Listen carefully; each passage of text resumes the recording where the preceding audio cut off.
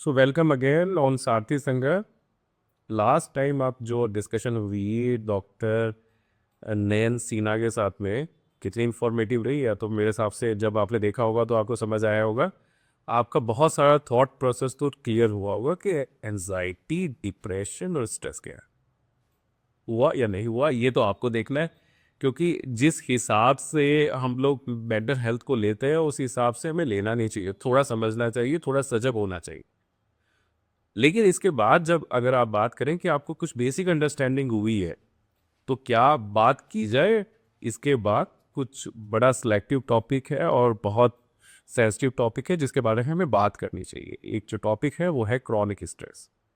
ये मेरी खुद की जर्नी रही है, इसलिए मैं बहुत इससे जुड़ा हुआ हूँ। मेरे और जो डॉक्टर सीना है उन्होंने बहुत रिसर्च किया है इस बारे में, और उनके पास कंटिन्यूस तरीके के पेशेंट आते हैं, और वो जो इन्फॉर्मेशन आपको देने वाली है अभी, मैं 100% आपको कमिटमेंट करता हूँ that will definitely help you to find out solution in your daily life.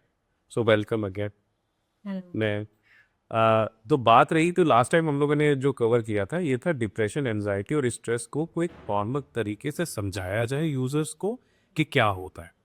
अब बात करते हैं जो लोग जूझ रहे हैं जो जद्दोजहद है आज की डेट में। जब अगर आप बात करेंगे, हम मैं छोटी सी एक डेटा लेके आया हूँ, क्योंकि हम ज़्यादातर कोशिश करते हैं कि डेटा भी दिखाया जाए। तो लगभग 14 लाख नए केसेस आए हैं कैंसर के। अगर आप डायबिटीज़ की बात करेंगे तो लगभग 40 लाख डायबिटीज़ पेशेंट हर साल के हिसाब से कंटिन्यू ऐड होते जा रहे हैं। कंटिन्यू आपका जो हाइपरटेंशन की पेशेंट्स है वो कंटिन्यू ऐड होते जा रहे हैं। आपका जो हार्ट डिजीज़ है वो कंटिन्यू इंक्रीज होता जा रहा है। हम ये नहीं प्रूव कर रहे हैं पहली बार कि we have any evidentiary proof of this data कि ये स्ट्रेस, एंजाइटी या डिप्रेशन से जुड़े।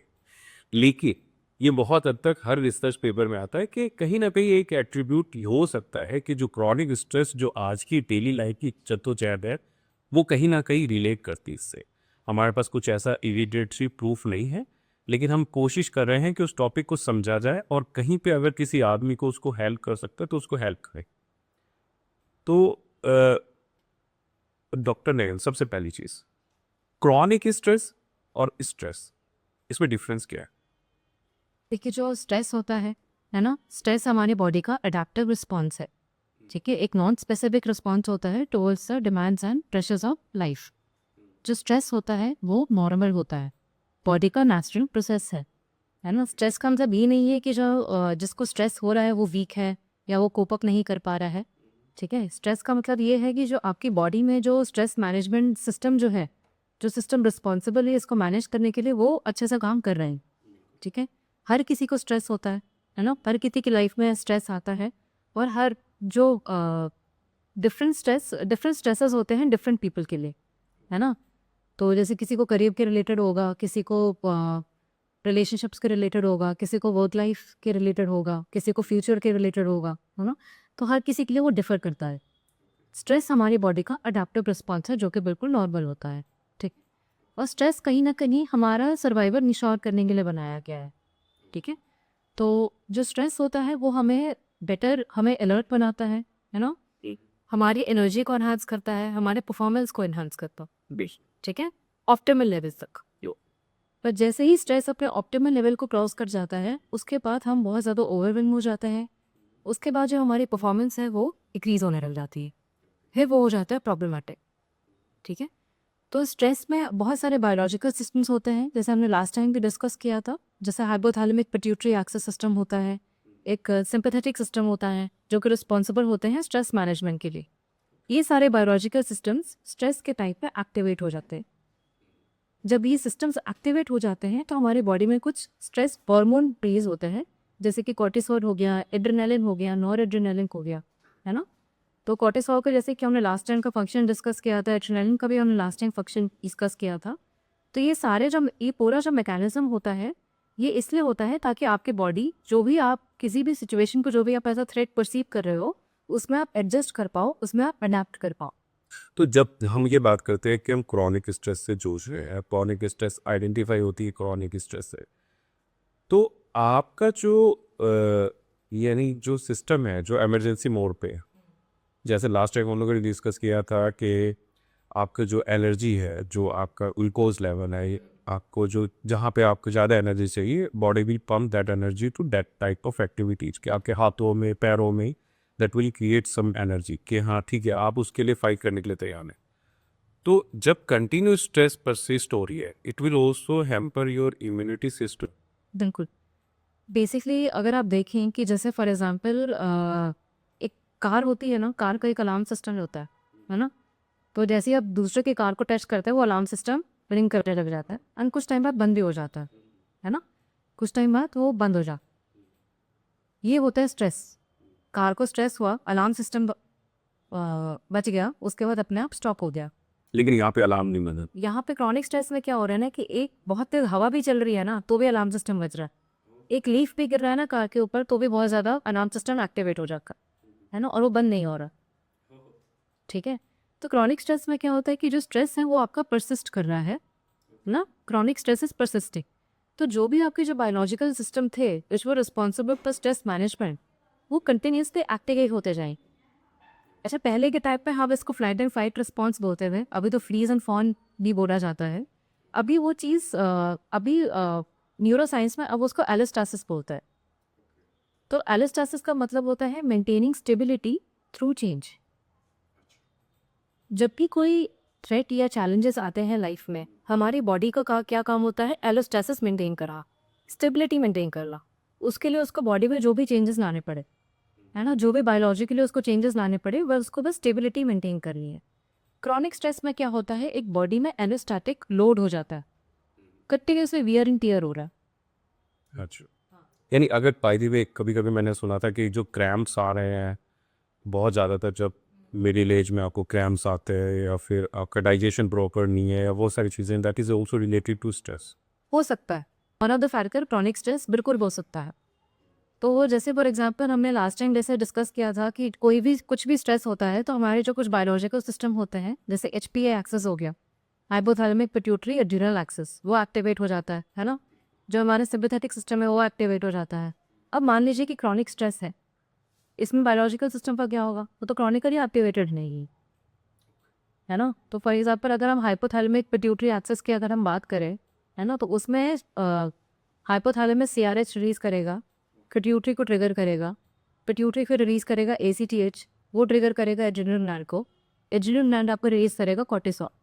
देखिए पहले के टाइम पे हम उसको फ्लाइट एंड फाइट रिस्पॉन्स बोलते थे, है ना? अभी के टाइम में आप जो कंटेम्प्रेरी न्यूरोसाइंस है उसमें एक टर्म यूज होता है जिसको हम बोलते हैं एलोस्टैसिस। एलोस्टैसिस का मतलब होता है मेंटेनिंग स्टेबिलिटी थ्रू चेंज। तो बॉडी का क्या काम होता है कि वो स्टेबिलिटी मेंटेन करके रखे ताकि कोई भी चेंजेस करने पड़े उसको, उसके, है ना? चेंजेस कहाँ के? हमारे बायोलॉजिकल सिस्टम में, हमारे इम्यून सिस्टम में, हमारे इन्फ्लेमेटरी जो फंक्शन होता है उसमें। ठीक है? तो अगर मान लीजिए किसी को क्रॉनिक स्ट्रेस हो रहा है तो उसके बॉडी में एक एलोस्टैटिक लोड क्रिएट हो जाएगा, मतलब कंटिन्यूसली उसके बॉडी में वियर एंड टीयर्स होता रहेगा। ठीक है? तो जो भी बायोलॉजिकल सिस्टम्स रिस्पॉन्सिबल थे आपके स्ट्रेस मैनेजमेंट के लिए, तो हमारी बॉडी के जो भी बायोलॉजिकल सिस्टम है जो भी स्ट्रेस मैनेजमेंट के लिए रिस्पॉन्सिबल थे, क्रॉनिक स्ट्रेस में वो क्रॉनिकली एक्टिवेटेड रहे, है ना? तो जिससे कि स्ट्रेस में जो आपका हाइपोथैलेमिक पिट्यूटरी एक्सेस जो था, है ना, वो एक्टिवेट हो रहा था। उसके एक्टिवेशन से आपकी बॉडी में कॉर्टिसोल रिलीज हो रहा था, कॉर्टिसोल जो कि स्ट्रेस हार्मोन है।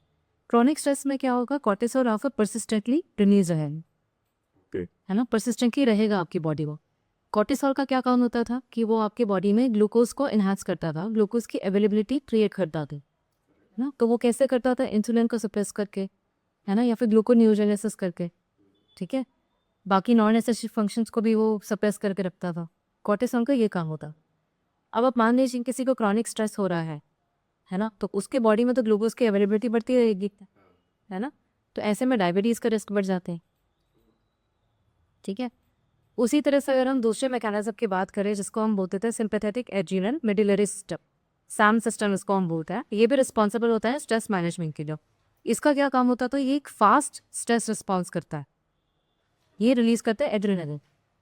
तो this was very useful historically. जैसे कि मैंने बताया उस टाइम पे अर्ली ह्यूमंस जैसे हंट करने जाते थे, उनके सामने कोई वाइल्ड एनिमल हो गया, सपोज वाइल्ड एनिमल आ गया, उस टाइम पे क्या होता था? सैम सिस्टम बिल्कुल एक्टिवेट हो जाता था, एड्रेनलिन रिलीज करता था ताकि आप फाइट एंड फ्लाइट रिस्पॉन्स कर पाए। अभी के टाइम पे हम अगेन उसको आइलेट्स टेस्ट बोलते हैं कि स्टेबिलिटी बस लेकर आ, ठीक है। तो अगर मान लीजिए कि सांस सिस्टम आपका एक्टिवेट होगा, नॉर्मली जो एक्टिवेट होता है, एड्रेनलिन आपका रिलीज हुआ। एड्रेनलिन क्या करेगा, आपका हार्ट रेट बढ़ाएगा, ब्लड प्रेशर बढ़ाएगा, है ना। जो ब्लड है सर्कुलेट करके आपके मसल्स की तरफ वो डिविएट करनेगा, ठीक है। तो अगर मान लीजिए कि क्रॉनिक स्ट्रेस है तो सैम सिस्टम में सिंपैथेटिक ओवरलोड हो जाएगा फिर हमारी बॉडी में, है ना। एड्रेनलिन कंटिन्यूसली रिलीज होता है जनता। तो नॉर्मली जो सिस्टम होता था ऑन होता था, जो नॉर्मली जो सिस्टम था ऑन ऑफ, उसके बाद रिकवरी हो। इसमें और नहीं है। इसमें रिकवरी नहीं हो रही ना, इसमें ऑन हो रहा है, पार्शियली बीच बीच में ऑफ हो जाता है, फिर दोबारा से ऑन हो जाता है ना। रिकवरी तो हो ही नहीं रही। और एड्रेनलिन का क्या काम होता था, आपका ब्लड प्रेशर बढ़ाना, हार्ट रेट बढ़ाना, है ना। अगर ये कंटिन्यूसली अगर आपको मिल रहा है तो इससे कार्डियोवास्कुलर रिस्क बहुत ज़्यादा बढ़ जाते हैं। जो ब्लड प्रेशर की जो प्रॉब्लम आ जाती है, स्ट्रोक की प्रॉब्लम आ जाती है, हार्ट अटैक की प्रॉब्लम आ जाती है। 2 मिनट। तो यानी आपका कहने का मतलब ये है, ये लोगों को समझना पड़ेगा कि ये दोनों जो पॉइंट है, ये बड़े इंपॉर्टेंट पॉइंट है। यानी आप कह रहे हैं कि बेसिकली अगर आप डायबिटीज़ की बात करेंगे या फिर आप हाई ब्लड प्रेशर की बात करेंगे या फिर आप जो हार्ट अटैक या कार्डियोवास्कुलर डिजीज़ की बात करेंगे, इसका डायरेक्ट कोरिलेशन, मोर और लेस कोरिलेशन है स्ट्रेस। है, बिल्कुल है। तो क्रॉनिक स्ट्रेस की वजह से ये जो क्रॉनिक इलनेस जो डिजीजेस होती हैं उनका काफ़ी हद तक कोरिलेशन रहता है, रिस्क फैक्टर रहते हैं, है ना। तो ये तो चलो हमने कार्डियोवास्कुलर रिस्क की बात की हमने और मेटाबॉलिक डिजीजेस की बात की। इसके अलावा जैसे कि और क्या होता है स्ट्रेस में, हमारा जो स्ट्रेस में जो हमारे इन्फ्लेमेटरी साइटोकाइंस होते हैं, है ना, जैसे IL-6 हो गया और TNF अल्फा हो गया, जो कि इन्फ्लेमेशन में हमारी हेल्प करते थे, वो भी स्ट्रेस के टाइम पे बढ़ जाते हैं, यानी आपकी इन्फ्लेमेशन बढ़ेगी। बढ़ जाती है। इसका भी हिस्टोरिकल सिग्निफिकेंस है कि जब अर्ली ह्यूमंस हंट करने जाते थे तो फॉर एग्जांपल उनको कुछ मूड क्रिएट हो गया, तो उस टाइम पे इन्फ्लेमेशन वाज रिक्वायर्ड ताकि उन जगह की हो जाए, ब्लड इकट्ठा हो, अब थक्का जम जाए उस तरीके से। तो वो सर्वाइवल के लिए ना मतलब सर्वाइवल के लिए एसेंशियल था वो चीज़, है ना। वो चीज़ अभी भी होती है। हमारी बॉडी का जो इन्फ्लेमेटरी रिस्पॉन्स है वो बहुत ज़्यादा इंक्रीज हो जाता है, ठीक है। एक्यूटली अगर हो तो फिर एक्सपाइन वो वापस से बहुत बार हो जाता है, वापस से वो अडेप्ट कर जाता है, ठीक है। लेकिन अगर क्रॉनिक स्ट्रेस है तो क्या होगा, हमारे कंटिन्यूसली हमारी बॉडी में जो भी इन्फ्लेमेटरी मार्कर्स हैं जैसे IL-6 हो गया, TNF अल्फा हो गया, वो रिलीज होता जाएगा वापस, ठीक है। तो आपका एक तो सबसे पहले इन्फ्लेमेशन इतना ज़्यादा हो रहा है जिसकी वजह से आपका जो इम्यून सिस्टम है वो भी कहीं ना कहीं सप्रेस हो रहा है, they are more prone of disease. More prone to diseases, है ना। इम्यून सिस्टम आपका सप्रेस हो रहा है, आपका इवन जो अब आपकी कंटिन्यूसली क्योंकि इन्फ्लेमेशन हो रहा है तो अगेन बॉडी को रिकवरी का कुछ टाइम ही नहीं मिल रहा है। तो यहाँ पे मैं रोकना चाहूँगा। तो कहने का मतलब ये है, जो डॉक्टर एक्सप्लेन करना चाह रहे हैं आपको, कि अगर आप फिट आर्मी भी हैं और आपको क्रॉनिक स्ट्रेस अभी शुरू हुआ है या थोड़े सिम्टम्स लग रहे हैं या आप उसको फेस कर रहे हैं, तो that will not only stop to here, it will create further progression on chronic disease. Correct. तो अगर आप टाइम पीरियड की बात करें, जैसे chronic is very vague term, है ना। हम एक कोई पर्टिकुलर टाइम पीरियड हम डिफाइन नहीं कर सकते, वो हर बॉडी के लिए हर बॉडी डिफरेंटली रिएक्ट करती है नो, हर किसी की बॉडी डिफरेंट। फिर कुछ लोगों को हो सकता है कि वो स्ट्रेस का पार्ट ही ना हो, लेकिन कुछ आदमी को स्ट्रेस होता है। बिल्कुल, कुछ लोगों को ऑफिस जाने के बाद स्ट्रेस होता है, कुछ लोगों को नहीं होता है ऑफिस जाने पे। हाँ। है ना। तो क्रॉनिक स्ट्रेस भी अगर किसी की लाइफ में हो रहा है तो हम ऐसा नहीं बोल सकते अच्छा आपको 2 महीने बाद ऐसा हो जाएगा, 2 महीने बाद आप डायबिटीज डेवलप कर जाओगे, 2 साल बाद लाइफ नहीं बता सकते आप, बट कोरिलेशन बिल्कुल है, ठीक है। तो अगेन हमारा इम्यून सिस्टम भी सफ़र करता है, हमारा सिंपैथेटिक ओवरलोड हो रहा है बॉडी में, है ना। और उनको ज़्यादा चांसेस है कि आप डीजी कैटर। तभी जो बहुत सारे जो इंडिविजुअल्स हमारे पास आते हैं जिनको मेंटल हेल्थ इश्यूज होता है ना, वो ऐसा बहुत कंप्लेन करते हैं कि बहुत सोमैटिक सिम्टम्स बहुत होते हैं उनको, जैसे हाथ पैर में दर्द हो रहा है, बॉडी है, बॉडी पूरी एक कर रही है आपकी, है ना, एरोपी नहीं है, पैरों पे किस तरीके से क्रैम्प्स। भाई क्रैम्प्स भी हो रहे हैं, वो मसल टेंशन रहती है हमेशा, है ना। तो ये सारा न्यूरोबायोलॉजिकल है ये सारा, है ना। वो खुद से बना के नहीं बोल रहा है वो ये, या झूठ नहीं बोल रहा है वो, है ना। ये न्यूरोबायोलॉजी है, ये बायोलॉजिकल जैसा हो रहा है अभी। और वर्स्ट टू वर्स्ट केस में अगर आप देखा जाए तो कितनी बारी कैंसर का प्रोग्रेशन भी कर सकता है, यहाँ पे रोकना चाहूँगा, क्योंकि ये तो बेसिकली कुछ स्टोरीज हैं जो हमारी भी है, बहुत सारे लोगों की भी है, जुड़ी भी। तो इसमें डॉक्टर साहब, इसको स्टार्ट करने से पहले मैं एक छोटी सी स्टोरी जोड़ना चाहता हूँ कि आज की डेट में जब हम लोग कैंसर की बात करते हैं तो बहुत एक स्टिग्मा तो जुड़ी ही है इसके बारे में कि कैंसर को हम किस तरीके से बात करते हैं, किस तरीके से लेते हैं। तो हम तो वैसे देखते हैं जिसको कैंसर हो गया उसका तो चांसेस बहुत कम है। अ, मेरे हिसाब से, या जो भी अगर आप उसको एक्सप्लेन करना चाहें, कि कोई इविडेंटली प्रूफ या कोरिलेशन अभी तक नहीं आया है कि स्ट्रेस एंजाइटी से कैंसर होगा ही होगा, इस तरीके की चीज़ें मैं पूछना चाहता हूँ इन सब चीज़ों से कि सपोज कीजिए कि किसी को कैंसर है, उसकी रिकवरी में स्ट्रेस किस तरीके से इफ़ेक्ट करती है, ये हार्मोन्स किस तरीके से इफ़ेक्ट करते हैं, और उसकी रिकवरी में ये क्या रोल प्ले करते हैं, मैं इसके बारे में थोड़ा जानना चाहूँगा। देखिए, पहले तो जो कैंसर होता है और जो मेंटल हेल्थ इशू होती है ना, दोनों के बीच में रेसिप्रोकल रिलेशनशिप होता है। ठीक है? रेसिप्रोकल रिलेशनशिप का मतलब दोनों ही एक दूसरे को कंट्रीब्यूट करते हैं। जैसे फॉर एग्जांपल किसी को ऑलरेडी कैंसर है ना? तो कैंसर एक ऑलरेडी अपने आप में ही बहुत बड़ा स्ट्रेसफुल फैक्टर है ना? ऑलरेडी वो एक क्रॉनिक स्ट्रेस की कंडीशन क्रिएट कर रहा है। हो सकता है पहले उस इंडिविजुअल को कभी भी कुछ स्ट्रेस ना रहता हो, अभी उसको कैंसर डिटेक्ट हुआ है तो ऑटोमेटिकली वो क्रॉनिक स्ट्रेस। और नहीं, इसमें एक चीज़ हो रहा है जो मैं जोड़ना चाहूँगा, इसमें आदमी यही सोचता है मेरे को ही क्यों हो रहा है। बिल्कुल। तो ये सबसे बड़ा चीज़ है, क्योंकि ये सबसे बड़ा क्वेश्चन सामने आ जाता है कि मेरे को ही क्यों हो रहा है। तो ये भी तो स्ट्रेसर ही है। बिल्कुल ये एक बहुत बड़ा स्ट्रेसर है ये। तो फिर उस टाइम पे बहुत रिकग्नाइज करना बहुत ज़रूरी है कि अगर किसी भी इंडिविजुअल को अगर कैंसर है, उस टाइम पे आप बिल्कुल सपोर्टिव थेरेपी बिल्कुल प्रोवाइड करना चाहिए उनको, है ना? कोई नहीं कैंसर का पेशेंट होता, बिकॉज वो स्ट्रेस जाएगा नहीं ना, स्ट्रेस तो रहेगा। आप कैसे बोल सकते हो आप इसके बारे में टेंशन मत लो, इसके बारे में सोचो मत, उस तो है तो सोचेगा ही है। That is also trauma. बिल्कुल। पोस्ट ट्रोमा भी स्ट्रेस तो रहेगा ही उस चीज़ों में। तो इसमें बेसिकली सपोज कीजिए कि कोई आदमी इसमें पॉजिटिव नेगेटिव स्ट्रेस की बात करता है, कि एटमोसफेयर इतना नेगेटिव है आज की डेट में कि आदमी हर समय ये थ्रेट की तरह ही लेता है कि आदमी बचेगा ही। ये थोड़ा बहुत स्ट्रेट कमेंट है, आदमी यही बोलता है कि जिसको कैंसर हो गया वो बचेगा नहीं। हम थोड़ा सा ये अवेयरनेस जनरेट करना चाहते हैं कि cancer is also a disease, ठीक है? उसमें भी ऐसे ही चांसेस है जैसे आपके हार्ट अटैक में है, जैसे आपके डायबिटीज़ में, सब चीज़ें हैं, दैट इज़ ऑल्सो डिजीज़। लेकिन एक पॉजिटिव माइंडसेट, या फिर आप जैसे आप मेंटल हेल्थ को कैसे इम्प्रूव करके रखते हैं, उसकी रिकवरी के चांसेस, और एक नेगेटिव अप्रोच के ठीक है अब लाइफ में कुछ नहीं बचा है and you are basically try to design from system कि ठीक है अब जैसा है वैसा है, उसमें हम कुछ नहीं कर सकते। इन दोनों के बीच में रिकवरी के चांसेस का क्या कोरिलेशन है मेंटल हेल्थ से, और क्या इफेक्ट होता है? देखिए, कैंसर में जैसा कि आपने बताया, जो इंडिविजुअल होता है उसका अप्रीहेंशन बहुत ज़्यादा होता है फ्यूचर को लेकर। जैसे आपने बोला मैं बचे, कोई इंसान नहीं बचता कैंसर, है ना? जो एक बहुत बड़ा एक स्टिग्मा इस चीज़ को लेकर भी जो अटैच्ड है। अरे ये अगर आदमी छोड़ भी दे तो सराउंडिंग वाले उसको पक्का कर ही देते कि नहीं तू जाने ही वाला है भाई। तो उस टाइम पे पहला तो यही है कि आपको सपोर्ट, अगर आपके फैमिली का सपोर्ट होता है, फ्रेंड्स का सपोर्ट होता है ना? वो बहुत ज़रूरी है, जो कि कंटिन्यूस से आपको मोटिवेट करते रहे हैं, है ना? जो कि कंटिन्यूस से आपको बेसिकली फाइन, मतलब ये दिलाते रहें कि हाँ, अभी लाइफ है, अभी ऐसा नहीं है कि कुछ ना कुछ मतलब एंड रिजल्ट आ ही गया है आपका, ठीक है? दूसरा ये बहुत ज़रूरी है, माइंडफुलनेस प्रैक्टिस करना बहुत ज़रूरी। माइंडफुलनेस का मतलब होता है कि प्रेज़ेंट में रहना, फ्यूचर के बारे में ना सोचना, ठीक है? बहुत डिफ़िकल्ट होता है, इतना ईज़ी नहीं होता जितना हम बोल रहे हैं, है ना? तो माइंडफुलनेस प्रैक्टिस करने के लिए बहुत सारे एक्सरसाइजेज़ होते हैं, बहुत सारे टेक्निक्स होते हैं जिससे हम माइंडफुलनेस प्रैक्टिस कर सकते हैं। उसमें क्या होगा, जो इंडिविजुअल होगा वो प्रेज़ेंट में रहेगा, वो ज़्यादा फ्यूचर के बारे में नहीं सोचेगा, भाई है ना? जो प्रेज़ेंट में है अभी उसको वो उस पे ध्यान देना है उसको, ठीक है? बाकी अगर ऐसा कभी लगता है कि नहीं उससे भी हेल्प नहीं हो पा रही है, उससे भी प्रॉब्लमैटिक हो रहा है, तो ऑब्वियसली प्रोफेशनल हेल्प लेना हमेशा।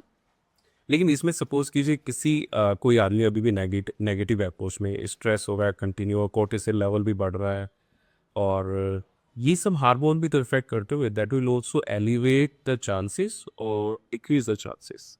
देखिए, कैंसर के अगर हम इनिशिएशन की बात करें तो कैंसर का जो इनिशिएशन होता है तो बहुत कॉम्प्लेक्स और मल्टीफैक्टोरियल होता है ना? तो उसमें तो हम ये श्योर शॉट से नहीं बोल सकते कि क्रॉनिक स्ट्रेस की वजह से कैंसर हो जाता। बट जैसा कि हमने डिस्कस किया, क्रॉनिक स्ट्रेस की वजह से बहुत सारे चेंजेस आता है हमारे बॉडी में, हमारा इम्यून सिस्टम भी सप्रेस हो जाता है ना, और सिंपैथेटिक एक ओवरलोड क्रिएट हो जाता है जिसमें हमारे जो बॉडी में जो हॉर्मोन्स होते हैं, एड्रेनालिन होता है, नॉर एड्रेनालिन होता है, कॉर्टिसोल होता है, वो सर्कुलेट कर रहा होता है ना। उसमें क्या होता है कि अगर ऑलरेडी किसी को ट्यूमर है या कैंसर है ना, उसका प्रोग्रेशन करवा सकता है, जिसको हम मेटास्टेसिस बोलते हैं। 2 मिनट, यानी डॉक्टर साहब का कहने का मतलब ये है कि अगर सपोज कि कोई ट्यूमर है किसी की बॉडी में और ही ऑन नेगेटिव अप्रोच और वो कंटिन्यू नेगेटिव हार्मोन्स जो हैं वो स्टोर हो रहे हैं, कंटिन्यू सर्कुलेट हो रहे हैं, that will give increase the chances of progression progression. बिल्कुल कर सकते है ना। तो 100% हम नहीं बोल सकते, बट या देर इज़ अ रिस्क है। तो अभी भी इसके ऊपर काफ़ी रिसर्चेस हुए हैं, काफ़ी कुछ कुछ में कोरिलेशन भी मिला है, कुछ में नहीं भी मिला है, तो ऐसे श्योर शॉट तो हम नहीं बोल सकते। बट अगर आप बायोलॉजिकली देखें, बायोलॉजिकली जो जो बॉडी में चेंजेस आ रहे हैं, काफ़ी ज़्यादा वो मैच करता है। एक बार आपका इम्यून सिस्टम सप्रेस हो गया है ना, एक बार आपका जो परसिस्टेंटली जो सिम्पैथेटिक कैटेकोलामाइज है नहीं, इतना तो मेरे भी समझ आ गया कि आपका जो कि इस वक्त इस पूरे पॉडकास्ट में मेरे को क्या समझ आया कि जब आप तो बेसिकली स्ट्रेस लेते हैं तो आपका इम्यून सिस्टम सेक्रीफाइस होता है कहीं इमरजेंसी लेवल पे। इतना तो मेरे को समझ आया, आई थिंक आपको भी आया होगा जरूर, कि जब हम लोग इमरजेंसी मोड पे अपनी बॉडी को डाला तो डेफिनेटली आपका इम्यून सिस्टम सेक्रीफाइस हुआ, that will be more prone for disease. और अगर आपको कोई डिजीज है तो वो चांसेस या प्रोग्रेशन के कर सकता हो, बिल्कुल कर सकता। तो इस चीज़ में अगर मैं अब क्योंकि इसको थोड़ा कंक्लूड भी करेंगे कि क्रॉनिक स्ट्रेस किस तरीके से क्रॉनिक डिजीज़ में जाता है, आपके कुछ फाइनल अगर आप बताना चाहें कि अभी तक जो भी एविडेंस या जो आपकी स्टडीज़ बोलती है कि क्रोनिक स्ट्रेस और क्रोनिक डिजीज़ के बीच में क्या कोरिलेशन है और किस तरीके से आदमी को इसको मेंटेन रखना चाहिए ताकि वो एक पर्टिकुलर डिजीज़ में कन्वर्ट ना हो। देखिए यूजुअली क्या करते हैं लोग, जो माइंड है और जो हमारी बॉडी है उसको ना अलग अलग लेके चलते हैं। ये माइंड तो ही सेपरेट एंटिटी है और बॉडी आपकी सेपरेट एंटिटी है ना, बट ऐसा होता नहीं है। Everything is connected. आपका जो माइंड है आपकी बॉडी से बिल्कुल कनेक्टेड है ठीक। जो चेंजेस बॉडी में हो रहे हैं कहीं ना कहीं वो इफेक्ट करेगा आपके माइंड को, माइंड में जो चेंजेस हो रहे हैं कहीं ना कहीं इफेक्ट करेगा आपकी बॉडी को। आई मीन आज की डेट में तो ये ना कट एंड माइंड कोरिलेशन, बिल्कुल बिल्कुल। तो आप दिमाग पे भी ध्यान दें, गट पे भी ध्यान दें, वही नहीं अच्छा खाएं और अच्छा ही सोचें। तो ये पूरी एक एंटिटी है, it's basically like an orchestra. वैसे एक ऑर्केस्ट्रा में क्या होता है, बहुत सारे म्यूजिकल इंस्ट्रूमेंट होता है, एक भी म्यूजिकल इंस्ट्रूमेंट अगर फेल हो गया है, काम नहीं कर रहा, पूरा सॉन्ग बिगड़ सकता है ना। कि ये बिल्कुल उसकी तरह है ये। तो सपोज अगर आप जैसा हमारे पास ऐसे बहुत पेशेंट्स के आए हैं कि जैसे जो क्रॉनिकली स्ट्रेस में रहे हैं है ना, तो these people are more pro to towards going towards substances, जैसे अल्कोहल इंटेक करना, स्मोकिंग करना, है ना, बिकॉज टेम्पररी रिलैक्सेशन तो मिलता है ना। ये चीज़ तो है। बिल्कुल। कोई अगर इंसान स्ट्रेस में है तो क्या करेगा, उसके लिए वो एस्केप मैकेनिज्म हो जाएगा, अल्कोहल कंज्यूम करना या स्मोकिंग करना। क्यों होगा, क्योंकि डोपामिन रिलीज होता रहता है उससे, है ना, वो रिलैक्सेशन मिलती रहेगी उसको। अब अल्कोहल और स्मोकिंग से क्या होता है, अल्कोहल से आपकी लिवर कॉम्प्लिकेशंस डेवलप हो सकती है ना, स्मोकिंग से आपके लंग डिजीजेस डेवलप हो सकते हैं, सीओपीडी हो सकता है, या फिर स्मोकिंग और अल्कोहल से आपका कैंसर भी डेवलप हो सकता है ना, इसको हम लिवर कैंसर बोलते हैं, लंग कैंसर बोलता है ना। बहुत ही क्रॉनिक केसेस में अगर वो चीज़ देखी जाए तो वो हो सकती है। तो कहीं ना कहीं उसमें भी एक कोरिलेशन आ गया, ठीक है। दूसरा कोरिलेशन ऐसा हो जाता है कि चलो जब तक आप एक्यूट स्ट्रेस में हो तो ऑटोमेटिकली आपकी बॉडी अडाप्ट कर रही है, ऑटोमेटिकली आपकी बॉडी इंश्योर कर रही है सर्वाइवल, ठीक है, और ऑटोमेटिकली आपका जो स्ट्रेस है वो वापस से रिकवर कर जाता है। किसी जब आपका काम हो जाता है ना, जब आपका थ्रेट हट जाता है, ऑटोमेटिकली आपकी बॉडी फिर से नॉर्मल मैकेनिज्म पे वर्क करने लगती है। अगर मान लीजिए वो एक्यूट स्ट्रेस नहीं है, वो कन्वर्ट हो गया क्रॉनिक स्ट्रेस, क्रॉनिकली आप स्ट्रेस्ड हैं, क्रॉनिकली आपको इश्यूज हो रहे हैं, आप कोई हेल्प नहीं ले रहे हैं, आप हेल्प सीख नहीं कर रहे, आप किसी को बता नहीं रहे, आप प्रोफेशनल हेल्प नहीं ले रहे, है ना, वो तो परसिस्ट करेगी वो चीज़ें, है ना। उसमें आपके जितने भी बायोलॉजिकल सिस्टम है वो डिस्टर्ब होते जाएंगे, आपका इम्यून सिस्टम डिस्टर्ब होता जाएगा, है ना, आपकी बॉडी में ऑक्सीडेटिव स्ट्रेस बढ़ता जाएगा, है ना। क्रॉनिक स्ट्रेस से एक और चीज़ होती है, एजिंग हो जाती है, सेल्यूलर एजिंग होती है। बेसिकली जो हमारे डीएनए होता है, क्रोमोसोम्स जो हमारे होते हैं, क्रोमोसोम के एंड पे ना एक स्मॉल कैप लाइक स्ट्रक्चर होता है जिसको हम बोलते हैं टीलोमेर, ये जो टीलोमेयर होता है ना, इसका काम होता है कि क्रोमोसोम की स्टेबिलिटी मेंटेन करके रखना। क्रॉनिक स्ट्रेस में क्या होता है, टीलोमेयर की जो लेंथ होती है वो छोटी हो जाती है ना, तो वो सेल्यूलर एजिंग भी करता है। तो एक तो सेल्यूलर एजिंग कर रहा है, वो इम्यून सिस्टम आपका सप्रेस कर रहा है, जिसकी वजह से आप और ज़्यादा प्रोन हो गए हैं कि बाकी डिजीजेस आपको हो जाए ना। ऑलरेडी अगर आपको कोई प्री एग्जिस्टिंग डिजीज़ है, उसका वो प्रोग्रेशन कर रहा है ना। आपके चांसेस ऑफ मेटाबॉलिक डिजीज जैसे डायबिटीज़ हो गया, कार्डियोवास्कुलर रिस्क हो गया, जैसे हाइपरटेंशन हो गया, उसके चांसेस वो बढ़ा रहा है ना। और एक सबका बेसिस बायोलॉजिकल है, न्यूरोबायोलॉजिकल।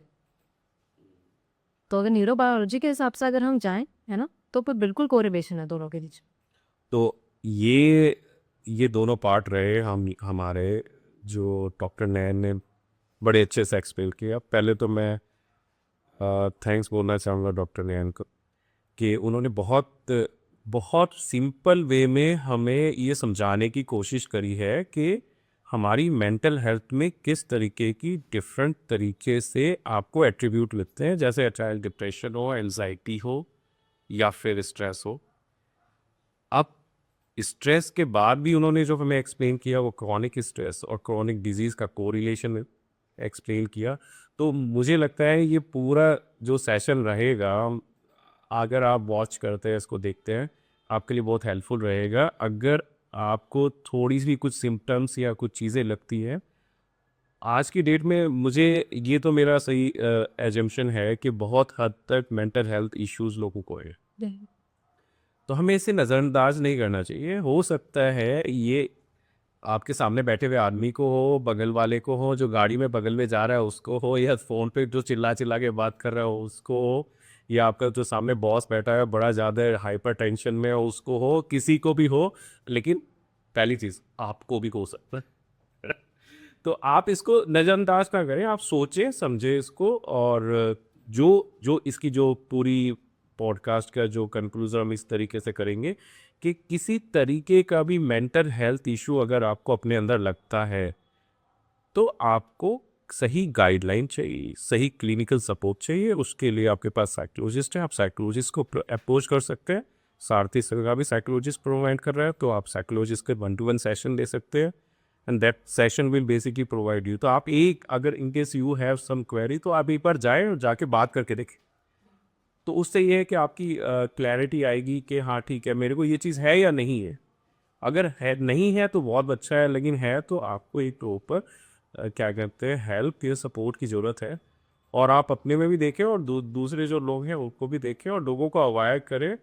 और मेरे हिसाब से जितना ये पूरा कन्वर्सेशन रहा है डॉक्टर नयन के साथ, मुझे लगता है आपको बहुत सारे अलग लोगों को या आपके जो चाहने वाले लोग हैं उनको भी फॉरवर्ड करें, उनके लिए भी बहुत हेल्प रहेगी।